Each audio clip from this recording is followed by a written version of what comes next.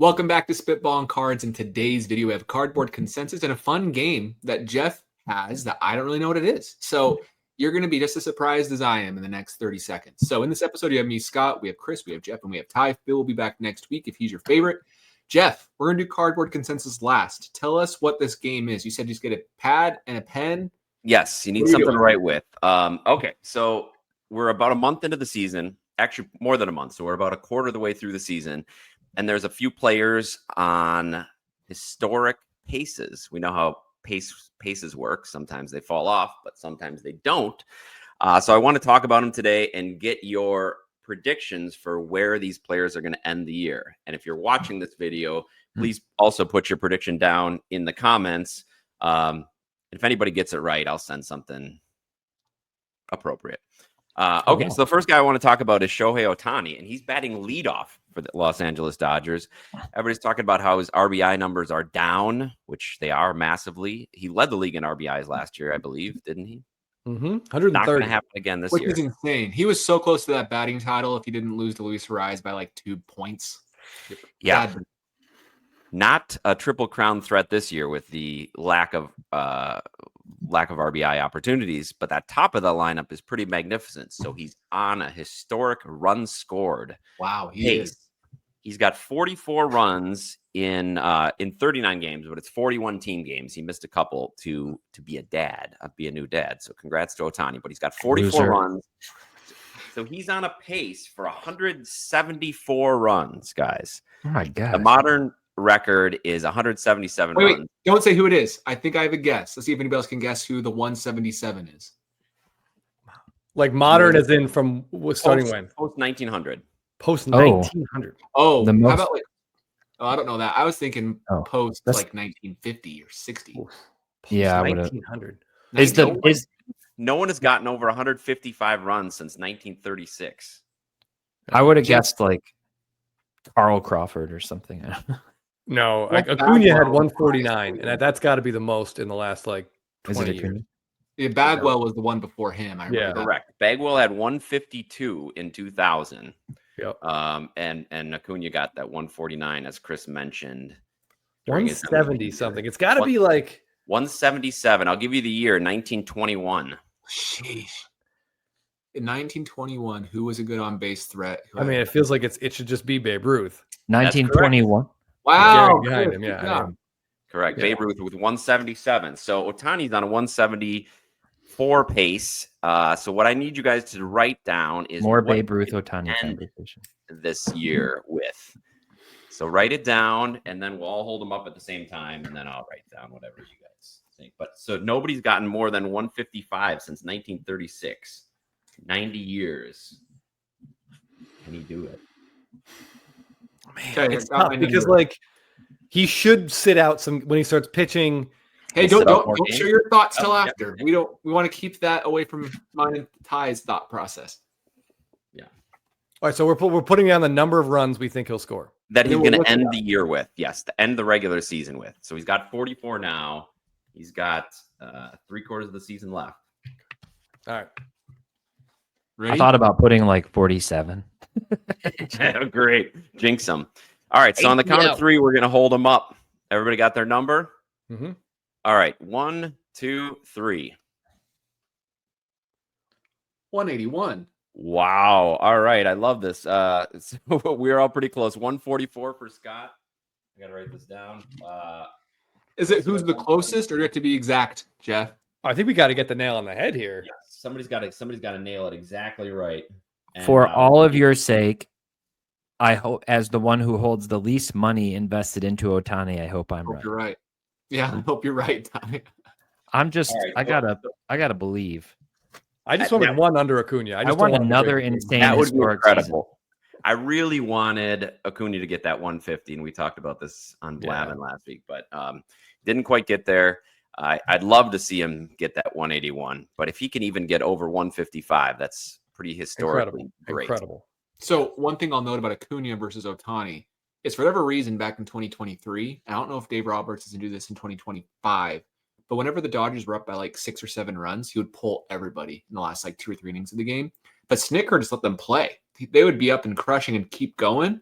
So that may hurt Ohtani's pace if Dave Roberts continues to do that. So. He always pulls Freeman out, but I feel like he's let Ohtani play pretty late into games. Yeah. Like at the same time, if the bottom of the Dodgers lineup starts to hit, or the top, shut that out. I don't know why I just said that. I was thinking the opposite about RBIs, not runs. Well, let's pretend that made sense. But anyway, 181. 181. I love it. All right. So if you're watching this, write down in the comments what you think he's going to end with. If anybody hits it on the head, I'll send you. He's not only going to break the record for runs, but the most solo home runs. Yes. 181 runs, 65 home runs, and 75 solo home Yeah, exactly. 75 RBIs. Okay. All right. The next person I want to talk about is Aaron Judge. He is on a good home run pace, but I want to talk about his batting average because he just keeps hitting. He's back. He dropped to 400, but I believe as of right now, May 12th, he's up to 409, had another 4-hit game.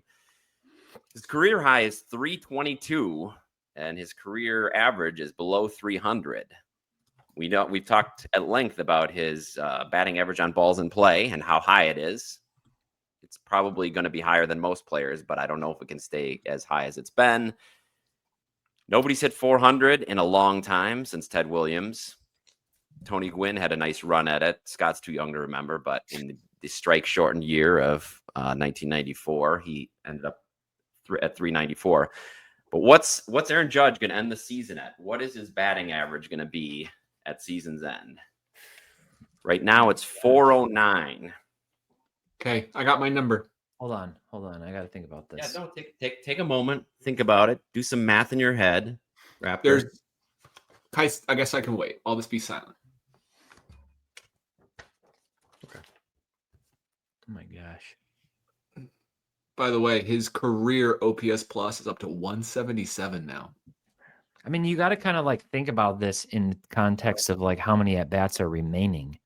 Yeah. I also think it's definitely worth noting that this time where we think about stuff, it makes for a really compelling video. Well, I'm sure everybody who's watching is exactly thinking about it too. They're trying to calculate the math in their head. All right. On the count of three, hold it up. Hold on. I got it. Hold on. I'm writing it down. Just let me, I'm going to go with, I'm just going to go with my gut. All right. 181. All right. 1, 2, 3. Where am I? Right there. Okay, we got 363. All right. I love when ties in this. He just is goes that crazy. 339? 339. 339. Okay. Just below 340, where it'll be kind of disappointing. Yeah. What did you have, Chris? 331. 331. I'm feeling optimistic. Sure. You have Teapot 360. 363. 363. All right, very good. Again, put in the comments. Are we way off on Judge? Is he going to be a threat at 400? Are we going to be on a 400 watch in August, like we were with Tony Gwynn? I will say, if Judge hits higher than what we all wrote down, would it surprise all of us with how good he's played this year? If he hit 360, would we be shocked? Kind of, but 360 for a whole season, I'd be pretty surprised. But it's crazy. Like every time he hits, I know he hits the ball hard, so like the doubles and stuff. But every time I see him hit a ground ball, it's right where someone isn't. Like it is, he gets jammed, and it's just. I've seen a lot of guys go through stretches like this. It should even out, but there's no guarantee it evens out. So it's not impossible. Every all-time great season needs a little bit of luck sprinkled in there. Yeah, that's true. You don't hit 400 without luck. You don't hit 350 without luck. Yeah. So I'm like wondering about walks too. Like at what point do the walks start to add up? He's not walking that much, and it's not his fault. He's not. He's only got 24 walks in 40 games. And last year he had 133 walks in 158 games. Yeah, everybody's challenging him. So I'm just wondering, like, if I'm thinking about his average, what works out for his average in favor of his average over the season is if they start to walk in more, because then he's not, fewer bats, just doesn't count. So I think his on base percentage will. I mean, if Paul Goldschmidt continues to hit 340. They will probably not be walking Aaron Judge as much, but we'll see what happens. Do you guys want to guess his walk rate this year? I know what it is. No. Don't say it then. 13%. I'll just tell you. I was going to say 10%. He's been over 19 the last 2 years, 16 the year before that. So 13 is with only 24 walks. That's really low for him. for a player hitting like that. Yeah. I mean, we've been comparing him to peak Bonds this type of season, and yet Bonds was walking. What was his walk rate? Like 30%? That's a sign of baseball philosophy and analytics more than anything else to me. Because if you put Judge and these numbers back in 2003, they do the same thing to him. Yeah. But this just shows that the analytics say attack him. What's the worst? A solo home run? Like it's one of those things where if you put him on base, it's high probability of multiple runs. So, well, unless you look at that lineup, although I guess some decent. Ben Rice has looked good. Goldie's looked good. Yeah. All right, last one, and this one's for Scott. This is a team prediction. Oh boy. Colorado Rockies are on pace for 28.4 wins this year, which would decimate the new record for futility set last year by the Chicago White Sox with their what did they get? 41 victories. Anyway, how many wins are the Rockies going to have at the end of this year? They're 7-33 right now. 7 wins and 33 losses. Gosh. How many losses? They just fired their manager after a win. Yeah, I mean, if he just his fault. Yeah, it's just a lack of strategy is really the issue. I mean, losing 21-0, he had to do a better job getting that lineup ready. I mean, just so we're clear, their next 6 series: Rangers, at Diamondbacks, Phillies, Yankees, Cubs, Mets. A lot of wins in there. Okay. They could be how many wins do they have? 7? They have 7. They could be what did you say? They could add 16 losses. Add 32 losses to that. Wait, do they play the Braves anytime soon? No, they just did. I mean, that's why if you're a Braves fan like me, like our season ended the Sunday in Colorado when Chris Sale struck out 10 and the Braves mustered 3 singles and they lost 2-1 to the worst baseball team in our lifetimes. Maybe in Colorado. That's it. With the Braves, it's pitched a gem. He looks so good, and poor guy couldn't get a single run. 3 base hits in Colorado to a pitcher who at the time led the league in home runs allowed. Like it's over. It's done. I'm waiting for Acuna to come back, and I hope he does great. But this team is nothing. This team is going nowhere. I don't even know what to say. That was the worst thing I've ever seen. All right, Chris and I will text each other every 5th day when I watch Chris Sale starts, and I just tell Chris I can't believe they're this bad. That defense at hitting, how are they so bad? I don't couldn't even get a quality start out of Sale last game. All right, let's go on the count of 3. How many wins are the Rockies going to end up with this season? 1. All right, hold on. I got to write it down. Don't write 7, Ty. Don't write 7. All right, closes without going over. 7 might win. All right, here we go. 1, 2, 3. 19. I'm looking at their schedule between now and the All-Star game, and the only team they can beat is the White Sox. I mean, everybody else is like a playoff-bound team. It's crazy. Are they? I don't know where are those White Sox? I don't know where they are, but whatever stadium, that should absolutely be like the next dollar beer night or whatever promotion they're going to be to get people to see that game. They need to get them playing the Savannah Bananas at that stadium. Scott, what did you have? 42? 47. 47. All right. I had 39. I also feel like there needs to be, I think the threshold should be 40 wins. If your Major League Baseball team fails to win 40 games, the owner has to sell the team. You don't get that team anymore. It's taken away from you. You no longer have the right to own that team. I'd be happy if the Montfort sold the Rockies. They're horrible. Yeah, terrible. They're horrible. The thing is, I'm rooting for them to be bad at this point. But what's funny about the Rockies this year? They do not qualify for the draft lottery because they were in the draft lottery the last 3 years. So they do not qualify. They're going to have the worst season of all time and have no chance at the top pick. So once you're in the lottery 3 years, that's part of the new bargaining agreement. Then you can't be in it the next year. Anti-tanking bargaining agreement made for the Rockies. Just be a Tigers fan. Come on. I mean, they'll blow the pick anyway, so it really doesn't matter. Right. And it's not as picks in baseball aren't as definitive usually as basketball or football. I don't think the Rockies have ever nailed, at least in my Rocky fandom, have ever nailed a good first-round pick. Well, David Need was a stud back in that expansion draft, but that's neither here nor there. David Need. All right, so put down your totals in the comments. How many wins the Rockies are going to have, and if you hit it right on the head, I'll steal Scott's Rockies hat and send it to Game somebody. Scott Warren Rocky hat. Yeah, Yep, got a hologram on that thing. 5-year-old Kath hat. Warren.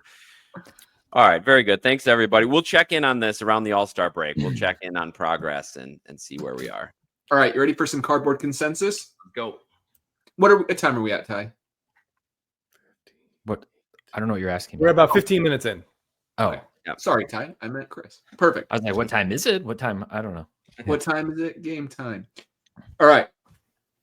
Black parallels out of 10 in flagship moving forward from now on forever will help past Bowman Chrome autograph black parallels be worth more.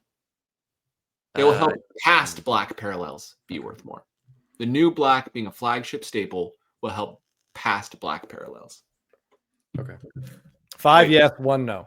Wait, Yep. but in Bowman? It's in all products. I said Bowman Chrome as an example. Think of like the Bowman Chrome autograph. We're If still getting the accepting- flagship black. Like if we're accepting the black as mainstream, do you think that could benefit the black Bowman Chrome autograph as an example? Okay. 3, 2, 1, go. Yeah, I don't think so either. Someone was debating it, so I wanted to ask you guys. I do not think it will. No, I think the black foils out of 10. Well, once Series 2 comes out and we get the flagship blacks as they have been, the flagship, the foils out of 10, no one's going to care. I agree. I agree 100%. Any other positive spins on this? Keeping the blacks numbered to what is it, 75? Is that what it is now? I don't know. Yeah, it might be 76. I'm not sure. 76. I think that's going to be the thing that increases the value of the previous black parallels. Okay. All right. That was an easy one. So this one, we are going to say, this was a poll I saw. This one's going to be different cardboard consensus. One, we'll explain the rules. Would you rather have a PSA 10 clear out of 10 flagship rookie of the player or a Topps Chrome Sapphire PSA 10 purple for a player? I saw this post and I thought it was a good question because I don't know what I would want. So we'll say 1 is the clear, 5 is the purple, just so we can pull it up and say it. 1 is clear, 5 is purple. Okay. Clear flagship or purple Topps Chrome, which is basically flagship. Which would tell the audience what those are numbered to. Both out of 10. Both out of 10. Yeah, thank you. Okay. 3, 2, 1, go.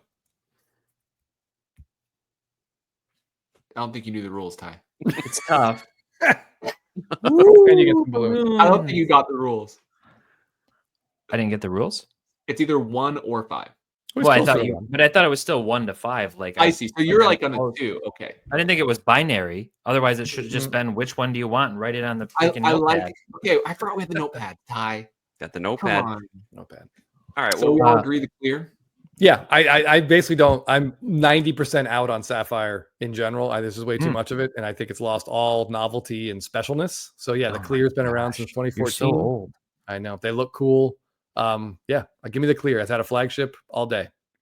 I don't care about the grade either. I'll take that clear in a PSA 7 over the Sapphire purple in a 10. I don't really care what the grade is. Okay, Jeff, what do you think? similar. I'm not quite as down on Sapphire. There's some really great Sapphire cards. Like I still love the Acuna bat down image Sapphire, Ohtani auto Sapphire. So there's pockets of Sapphire that I really like, especially pre say 2020. Sounds like 2018 is your pocket of Sapphire. That Yeah. you like. Yeah, pretty much. 2018 is the right. Emma, you guys are always like fangasming over the Ohtani auto, so that's why I was surprised to hear you. Yes. Well, I mean, like current Sapphire, I don't care about at all. So back then they didn't have this purple to 10 business. Right. So I'm not too on board with that. So I would take the clear. I'm not a huge fan of the clear, and especially I don't want to pay a premium for a 10 grade on a clear because typically they don't grade well unless you have Mookie Betts. For some reason, those all graded well. His clear, but 40% pop rate, gem rate. yeah, compared to everything else, that's crazy. But yeah, I'd stick with the flagship over the purple. Can we just like talk about Ty dropping fangasming into this? That's the word of the day. I really like that. I really like Look. The It's not inaccurate. I have to be honest. It's a pretty this just accurate depends on the card to me. It depends on the image. It depends on the team. It depends, like, not that I'd pay anything for any Rockies color match player, but like Wow. all the other purple teams out there. So that's like the curveball. That's what move me, but if I could see a scenario where there's like a really good image on the sapphire and it's the purple versus a crappy image on the clear, or if I don't like, the design as much. I wish they would make the clears refract. You can make acetate cards refract and then they would look really cool. But yeah, Look at this. That's a bad example because it's a COMC image, so they don't ever like capture the refraction. They must have photoshopped that, right? Because I don't think he's really played any games for I Colorado. don't think he's ever actually done that. He's definitely never slid before, so I don't know why. Yeah, for sure. He's never gotten a Colorado uniform dirty. Good call. I remember when they signed Ian Desmond, and he was so bad. And like, this is the worst contract I'll see. And then a few years later, Chris Bryant signed, and it's just been worse and worse. That Ian Desmond thing was fascinating because, like, the benefit of a first baseman is you don't need someone who's super athletic. You just need someone to hit. And he so couldn't they hit. signed like an athletic middle infielder who couldn't really hit to play the position where you don't need an athlete. You just need someone to hit. It was like reverse. Like, yeah. And that was the small like window the Rockies had. It made the playoffs 2 years in a row. And if they would have spent like $30 million not on Ian Desmond, that would have been helpful. Yeah, that's kind of how I feel about the Braves and Kelnick, but yes. And Profar. All right, last cardboard consensus. The 1952 Topps Mickey Mantle card is one that is a card I will own someday. Okay. 3, 1 2, is yes, 5 is no. 1 is no, 5 is yes. 5 is usually the positive. So owning it, and then 1 is not owning it. You will not own it. 3, 2, 1, go. Yeah. All right, let's rephrase that question. The 1952 Topps Mickey Mantle is a card I want to own someday. 3, 2, 1, go. Oh, I'd love to have a copy of that card. But when the one recently, I want to say it was last year, maybe. I think Jeff, you and I talked about it. There was one that was like, it was authentic, but someone had cut Mickey Mantle out of the card. Yeah. And it sold for like five figures or something. And I'm like, well, I'm never going to own that card. Yeah. Like, the opportunity cost is what made me give it a 1. I would love to have one, but if that version of it sells for whatever, then I know I never will. Yeah. Yeah, I mean, sure, I would love to have it in the collection, but at the cost it would take of all the other things I could have for that same price, there's just no way I would do it. I did think about it at one point, and Chris might remember this, during the absolute peak of the boom, I had a bunch of Giannis PSA 10 Prism rookies, and they were going for like 8,000, 9,000, crazy amounts, and I was trying to think of what I could get if I sold them, and this was high on the list at that time. And then I did not sell them quickly enough. Oh, no, I'm sorry. Yeah.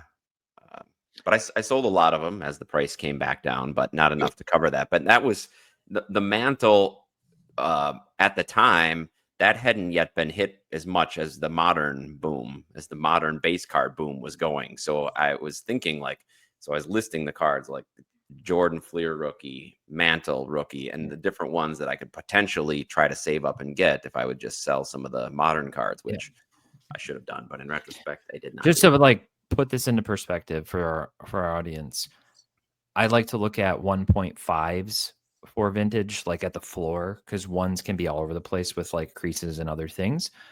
But whether PSA or SGC 1.5 52 Mantle is, as of today, is going to set you back about $35,000, $36,000. It's a great card. It's a fantastic card. I might own one someday if I decided that I wanted to like put literally investment money into it. Like it wouldn't be from my hobby budget, like just from collecting. It would be like, this is an investment piece that I'm hedging with. I might. I hope I get to that point. I hope I get to the point where I'm like, oh, I'm doing great in my career, and I want to like throw, hopefully more than that. Like 50,000 or 60,000 or maybe 100 with inflation or whatever that's going to look like. But when I think about my hobby and how many different cards I want to have and own of other things for that price point, that's why I went 1. Like it's no knock on the card. I love the card. I think it's fantastic. I've seen some copies too that are graded much lower than what the eye appeal presents as, which is really cool. Like vintage is a whole space that's a really cool chase when you find things that are of value and look fantastic. I just don't know. I don't like right now. I don't know that would ever like make it to a priority from a hobby perspective, but maybe. Yeah. That's One of my like core memories of baseball cards as a kid. I was at Cooperstown with my parents.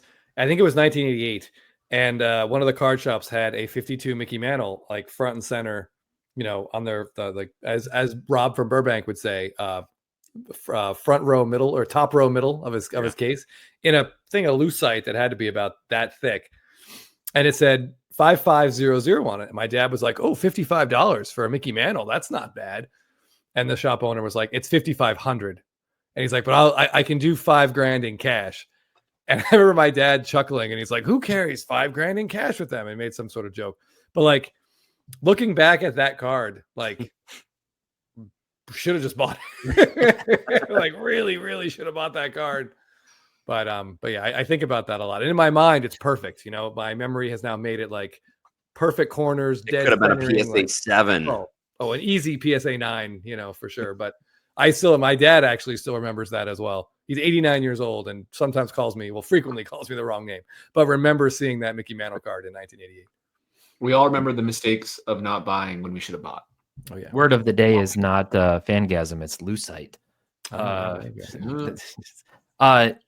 One of our video guys at SCI joined last year, and I think the National was like his first. Like he was like right in at the National, like that's when he joined. And I ran around and did a video with him, and he saw a 52 Mantle, I think in a 1.5, and was like, "I'm thinking about making a play on this card." And I was like, "Dang!" Like video guys coming in with some like money behind him, like. I need to get into video, guys. Like, what's like, and so he walked up at one point, and we like paused the video, and he's like talking to the dealer, and he's like, I think it might have been Indie Card Exchange, Andy or somebody, but they were like, he's like, what? So he's like, would you do? I forget how much he asked him because it wasn't stickered. So he asked him like, how much do you want for that? And I think he just said like 35 or something like that, and he was thinking like 3,500. He had no idea. Like he didn't know. He hadn't looked at the card, so he thought it was 3,500. And he was like, "Would you do 2,700 or something?" The guy didn't You even. and Chris have the same story. The guy didn't even correct him at all. He was just like, no. Like, that sounds like an eBay message more than something you would say in person. And we walked away, and I was like, "You were missing a zero." Like, he's like, "What?" He was so. You just said, "What's your lowest?" Yeah. Oh, What's your lowest? I need some room on that. Can you give her $2,700? And I meant I need a little room. I will say the reason I said one, I think I'd rather have a really high graded 51 Bowman if I was going to pick one, just because I prefer like the true rookie. That's all I was going to add to that. So, okay. All right. Well, those are my cardboard consensus questions. Anybody else have one they want to do? No, but I'd like to hear the people in the comments what they think about a 52 Mantle. If they have one, if they had a near miss with one, if they'd want one at the cost of the majority of their collection, where they would fall in on the 1 through 5. Totally. Yeah, a 1.5 52 Mantle or what? 64 really nice SSPs and high grade. I mean, tough call. Yeah. All right, I everybody. have one thing I was going to show you guys quick. Just I was jumping on. This was because of the Judge question. I like that. Like, where is his batting average going to end? Thinking about the math on that, so I ran it through ChatGPT. This is what would like by the end of the year. So if he hits this the rest of the way, like what it would mean for the rest of his season. So basically, if he hits 340 the rest of the year, he'll end up near where I said, and what I don't remember what you guys said. I said 339, so he needs to hit 310 the rest of the year. Okay, which that might be realistic, but it's hard for me to see him like cooling off sharply. There's like an attrition curve too, so yeah. I don't know. What does he need to hit to go below 300? Can you ask ChatGPT for the year? For the year, yeah, probably like 270. It would be. Yeah, it would have to be like 260 something. I think it'd be like 260 or so. Yeah, it Would you say 300's a lock? Yeah. Oh yeah. Yeah. Mhm. Absolutely. I hate to say anything's a lock, but I would. It feels pretty sure. safe that 300. Yeah, 300's a lock. Yeah, because just think about like every game from here just adds to this. It's not like you'd have to say like, oh, he'd have to be hitting 260 starting tonight, for the rest of the year, and that's unlikely. I know, but I'm just looking at the top of your list here. Yeah. Yeah. So every month, like we check back in a month, and he's still hit 360, like through into June. Like that just increases, the overall probability. Like It's just crazy. Like only one other player I think is over 360 right now. So I mean, Yeah. I don't think it's impossible that for 2 months he hits like 265. I mean, and still hits home runs and is still extremely productive. Could I don't know. I don't know. Let's look at his. Well, we'll keep checking back in we'll with find this. out. I like the questions. I like that format too, Jeff. That's fun. I will say Chris and Jeff plain are old. the biggest Judge non-believers I've seen lately. He though. did hit 184 in the Last 3 years, postseason you last guys year. doubted him. I just picked up a Judge like a couple weeks ago, actually. No, we after last season, I was all in. Yeah. Once he proved he could do it last season, so we were just too slow on the trigger. Yeah, I know. Yeah. The thing is, that's when you should have bought and then sold. You know what I mean? Because you guys used to do that, but I think you stopped because it was just a little bit too expensive. We were too slow. We didn't pull the trigger fast enough on some stuff, but yeah. oh well. What if he has a June? Last year he hit 409 in June. What if he does? Yeah, but he hit like 170 in April or something. Like that's what I'm saying. He had a terrible start to last year. Yeah. And a terrible finish in the. No, he's just the anomaly, getting better and better into his 30s. Another similarity to Barry Bonds. Who knows? Yep. Maybe he's on something else similar to Barry Bonds. That hang in the air for a little bit, right? He's minus 1,500 for MVP right now. Would you guys put money on that? I mean, there's no one else. Who else is Wyatt having a Langford good year? Who else? Bobby looks really good so far, and he hasn't even hit for power yet. He's like, so that shortstop little curve he gets for WAR, I think, is a little bit overpowered, if I'm being honest with you. I mean, who else even put in the top 5? Like Bregman? Wyatt Langford's number 3. According Third to best Fox odds. Sports, right now, Torkelson is 4, which is not. That's. I mean, I love Torque, but like he has no chance. No. And I love Torque. No, I think Scooble's got a better chance than Torkelson does. I was going to say Scooble. Somebody from the Tigers is going to get some votes if they win 100 games. Yeah. Nobody's talking about. Everybody's sleeping on Jorge Polanco.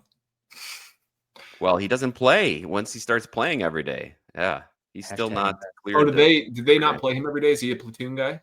No, well, he's a switch hitter, but he's coming back from some sort of injury, so he's not batting against.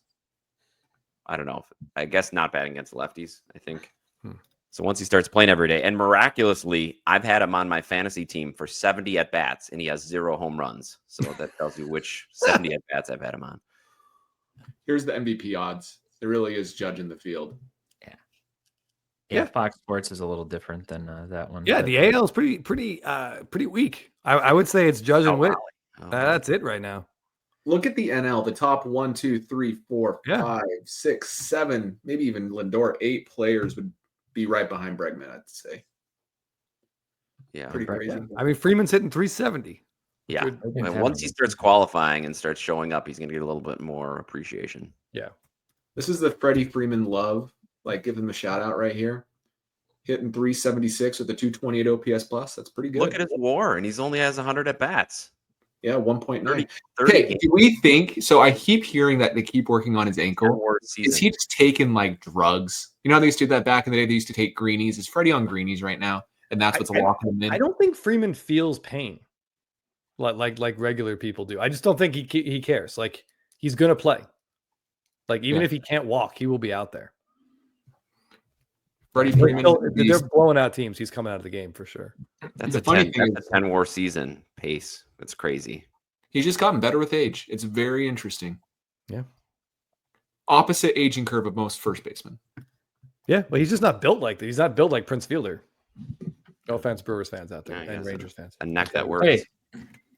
Okay. All right, guys. I think we're gonna tie. Prince Fielder. Before we wrap this one up, if you are interested in more content from us for this week, we do have 2 Patreon videos this week going up. One of which is when you should sell your PC cards. The other one is on Mike Trout. Ty's going to sell those 2 Scooble cards down there right now. So go check those out through our Patreon. We have a big backlog of content, and it helps us continue to make content. So we'd appreciate it if you don't mind, and we'll see you in the next video.